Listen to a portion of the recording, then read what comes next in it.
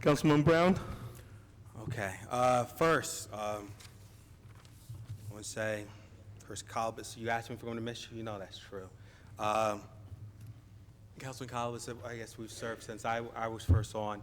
And you develop relationships with certain council members where you have a unique relationship. My relationship with Chris has always been, I was always able to vent with Chris, so that's what I'm going to miss.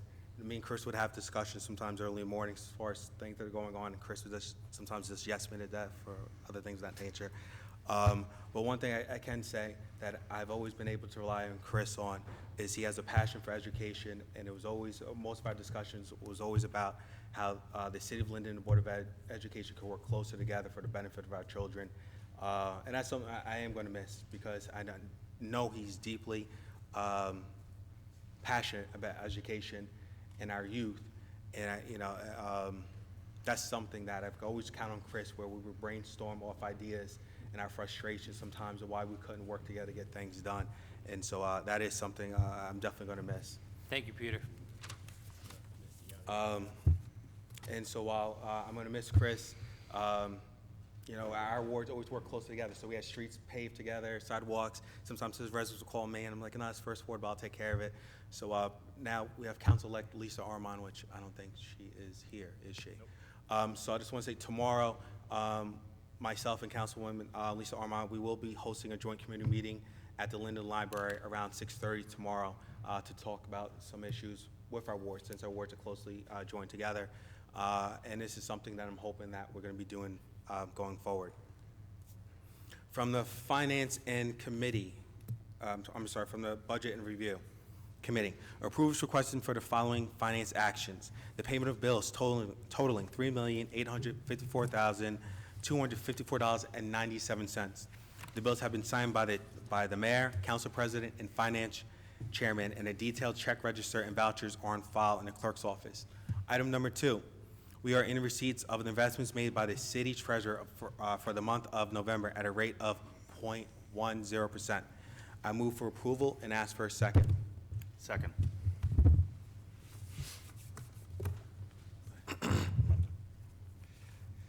Mr. Colbus? Yes. Byer? Yes. Brown? Yes. Brooks? Yes. Cosby Hurley? Yes. Pastrano? Yes. Yemekaitis? Yes. Medina? Yes. Hickey? Yes. Mr. Alvarez? Yes. And I just have a few other things to briefly discuss. And usually my council reports are short, but there are a number of issues that have been ignored, not acted upon. As a result, going forward, I will be including some of these ideas and suggestions that I've made that I feel will benefit the city and improve the quality of life of residents during my reports, because on Mondays, we sometimes talk about things, but they go over and over again. One issue which I will be talking about a little bit more at length in January is the idea of having cameras in our parks. I get complaints. Larson Park is a park that the 1st and 2nd Ward have that, there's some activity going there. Dobson Park, Martin Luther King Park. This is something I've been talking about for 2 or 3 years. Yesterday, I brought in a vendor. I asked for them to speak to the council. They do work at Wheeler Park and I think Elizabeth. And the idea of this is something that may help us address some of the public safety issues that we're having, especially in our parks. So I'm hoping that the council gets on board, talks to this vendor, and see the potential that this may have within our city. Another issue that we talked about, I brought up once before and still nothing, was the issue about our contracts that have expired. This is something I talked about January of last year. I was against us giving employees increments until these contracts were settled. To this date, not all our contracts have been settled, yet we have paid over $600,000 in increments based off of old contracts. This is something I brought up once before. Again, this is something I feel passionate about that we need to get settled. The bigger issue right now tonight, the council will be voting on a resolution which is before us, 2015, there's 3. 54-23, 424, 425. These resolutions deal with the City of Linden insurance and were produced actually last night. Monday, the council was presented with these 3 resolutions appointing 3 brokers, and these resolutions were drafted on Friday, which is prior to the meeting that I set up to talk to our existing broker from Monday, yesterday.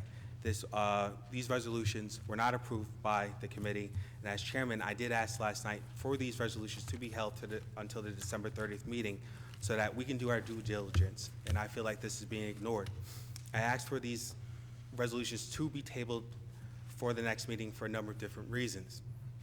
The first is that the Finance Committee only interviewed one broker. On December 2nd, we met with the BGIA and AccuSure at the request of a council member. At the end of the meeting, the Finance Committee did decide to meet with Brown & Brown, which are our current broker of record for the last 10 years. Now, it's been suggested that they have not saved us any money. Well, I do have a report which was not discussed at the council meeting and at the Finance Committee meeting, which I wanted to discuss, where they saved us roughly within the last 10 years, $7,037,082.98. That's in the report that we should have talked about. That has been ignored. However, we originally had a meeting scheduled for December 10th. That was canceled because not all members were able to go. I had a meeting then scheduled yesterday, and that meeting was canceled, unfortunately, because our treasurer was sick, which I feel that she needed to be there because our treasurer is currently working on the 2016 budget, and she knows this budget than anybody else. This is someone who I value her expertise, her knowledge, and her opinion, and she's been dealing with our city budget for the last 10 years. And for her not to be heard and given her opinion, I felt we should not be moving forward with this ordinance. I've worked closely with her for the last 3 years. During that time, if you guys remember, I think it was 2013, 2012, the city of Linden was $5.2 million over the cap. Since then, the Finance Committee has always worked closely with our treasurer, where we brought it under cap consecutively for the last 2 years and had the lowest tax rate increase in Linden since 2006, and have used minimal, if any, of our reserves. So that's proof in the pudding that she knows what she's doing and that going through the Finance Committee does work.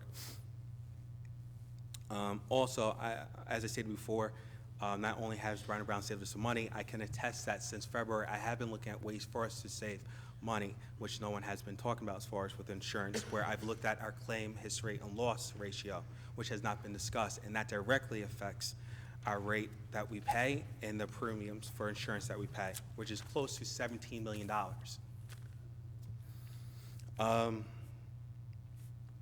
And lastly, the bigger issue that I do have is that we're talking about a contract, awarding a contract next year. We're still in 2015, but this contract for 2016. And the problem I have is that according to state statute 5:30-5.4, the CFO can't certify proof of funds without a budget being in place. And you need, as far as the law, I read it, is proof of certification. And we're approving a contract for next year without our January temporary budget being approved. We usually approve our professionals during the January reorg meeting. This year, for some reason, is being done differently. So I ask that the council tables this until our December 30th meeting, until we get the input of our treasurer. Our current broker, who has saved us some money, has heard. Questions could be asked through the whole council, which we have done in the past, as recently as last year. I don't see the rush for this resolution right now. I understand some of the comments they made are not popular with some council members, as well as some people outside these walls, and there will be some repercussions for what I'm saying, and I will have some competition next year.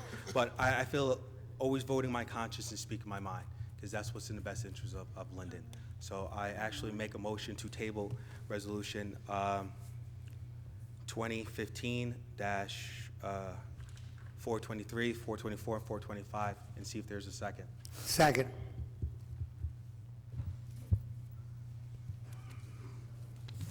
Mr. Colbus? No. Byer? No. Brown? Yes. Brooks? No. Cosby Hurling? No.